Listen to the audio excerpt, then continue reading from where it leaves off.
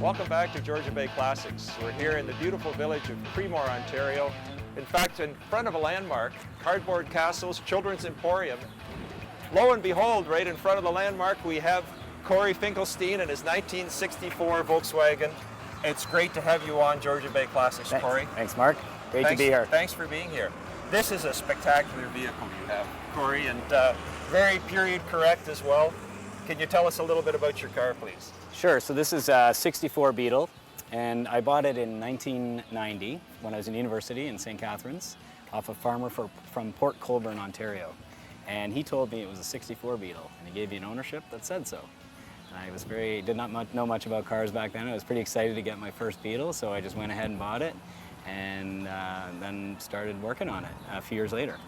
And when I bought it, it was red, originally sea blue, but it was painted red. Someone had painted it red. Came from Washington and had primer fenders, and it was a heck of a lot of fun as a university student. Look at this car. What color is this now? Is it a royal blue, or what would you call it? This is a VW blue from '64 and a safari beige color from a Volkswagen van from around the same period. So it's not the original color, but it is true VW colors, and I've kind of mixed and matched and gone with things that I like to see on the car. And I love what you've done to this car. This is a period correct roof rack, I think, is it not, Corey, yeah, for this car? Yes, it is. I got that at a VW car show at the Hershey Center in Mississauga years and years ago, and what's unique about this is it doesn't have the wood slats. Most of the ones you see have wood slats. This one's a little more rugged. It's pretty rugged, and I can see you have the period gear on there. You've got your suitcases, your water ski, just in case you want to go water skiing. And of course, everybody needs a can of gas. That's right. Just in case. And the water ski is, a lot of guys have surfboards on their cars, and I figure you can't surf in Ontario. Well, you maybe could, but not really, so the water ski is more apropos. Water ski is a great idea. You just need the boat. Now, tell me about the can of gas. Why do you need the can of gas in a car like this? You know, these old cars, finicky little gas gauges, you just never know. So you have your emergency supply of fuel on top, and then you're all set. You go as far as you want to go. The windows here that open, Corey, that's a bit of a feature, isn't it? Yeah, this is something you wouldn't see in a northern car, in a Canadian car. It's a southern luxury that came in U.S. cars. In Canada, you would have got a gas heater. In the States, you get windows that pop open. Very, very nice. Yeah. And the wide white walls, along with those moon hubcaps, is that a standard item for the 64? Yeah, they did come like that, and it took me years to get some extra cash together to buy them. I was pretty excited when I finally got them. I had a set of Cooper tires on there for a long, long time, and I remember paying $30 a tire for those little tires back then, and these are a little bit more expensive. These are Coker Classics, I see, that you have right on it.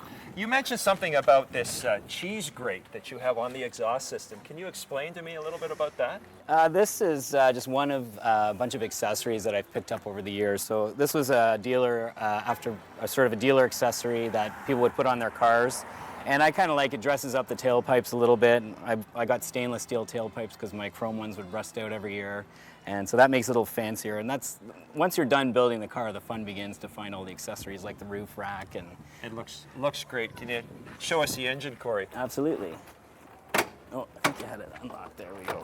So we have rear wheel drive, rear engine, air cooled as opposed to water cooled. This is a flat 4, I believe. That's right, horizontally opposed pistons, and so the pistons are going sideways in this. That's right. A bit strange from your typical North American car, isn't it? Absolutely. So this motor is not period correct to this car. It wasn't a numbers matching car when I bought it, but my goal for this car was safety and a little bit of power, so I picked up, it's a 1998 Brazilian block with no miles on it, and we put the top end from an older motor, and so basically when I turned the key in back in about 98, 99, it was brand new engine, pretty much. And it's a 1600 dual port. Right. The original motor would have been a 1200 cc engine. It just, to me, seemed a little bit too slow for the get up and go you need on the highway, that sort of thing. You also mentioned to me that the engine's been converted from a 6-volt, which is what they originally were in 64, to a 12-volt.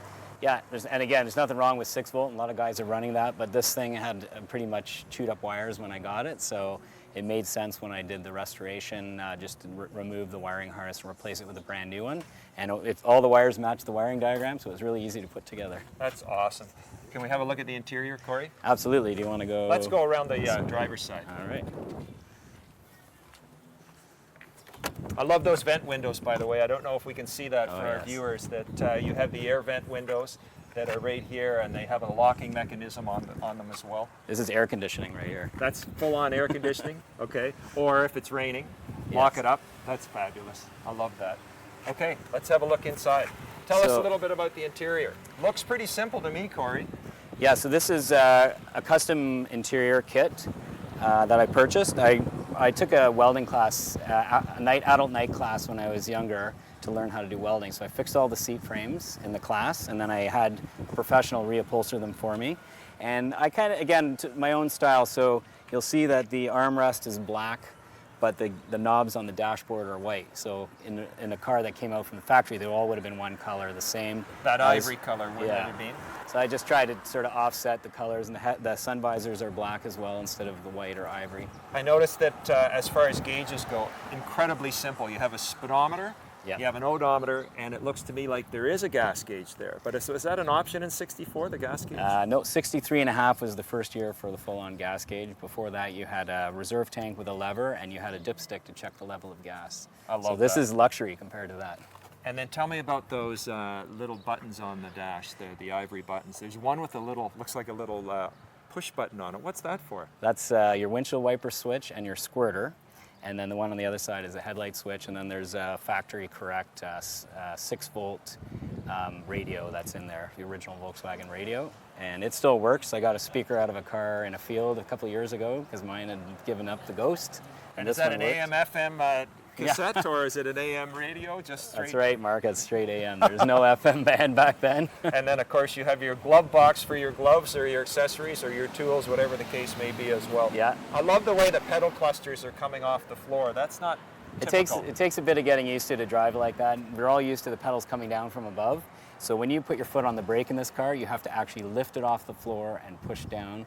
Or if you put your foot on the clutch, same thing. You can't just pivot your foot from the floor. You actually have to lift them off the ground to work the pedals. And then your gas pedal is interesting. It levers off the floor too, doesn't it? That's right. And So it's a bit strange as well. And that one happens to be a rollerball pedal, which was found in earlier cars. Great. Well, let's hop in and let's start it up. All right. Any secrets to this not being fuel injected? Does it have a manual choke, or do you have an automatic choke, or how does it work? This one has an automatic choke, and it starts pretty quickly. It's running pretty good these days. Gotta love that sound. Yeah, it's You know when a refreshing. Volkswagen's coming, don't you, Corey? You can hear the clickety-clack of those valves. It's just great. Plus And then that this exhaust. is the aftermarket flat 4 steering wheel, which was a nice little addition as well. The old steering wheels, the material in them tend to dry out and crack, and they're hard to restore, so I went with a nice wood steering wheel. Do you, I notice it has seat belts in it as well. I wondered if you can show us the seat belts and how they work. So this is a lap belt, actually, as opposed to a shoulder belt, even though it comes from above. Wow. I'll just move my little guy here. And it's got aircraft style, I don't know if you can see this, but aircraft style seat belts. And they just hold you in like this. And, That's a bit different from your standard over-the-shoulder 3-point harness, isn't it? Yeah, and this car doesn't have a floor mounting spot, so it comes from the B pillar. And the problem, I guess, with these is you used to submarine when you got into a car accident. And the steering column would hit you in the chest because it's not collapsible, but I just drive carefully, keep myself buckled in. Do you take this car to shows, Corey? I do take quite a few shows, yeah.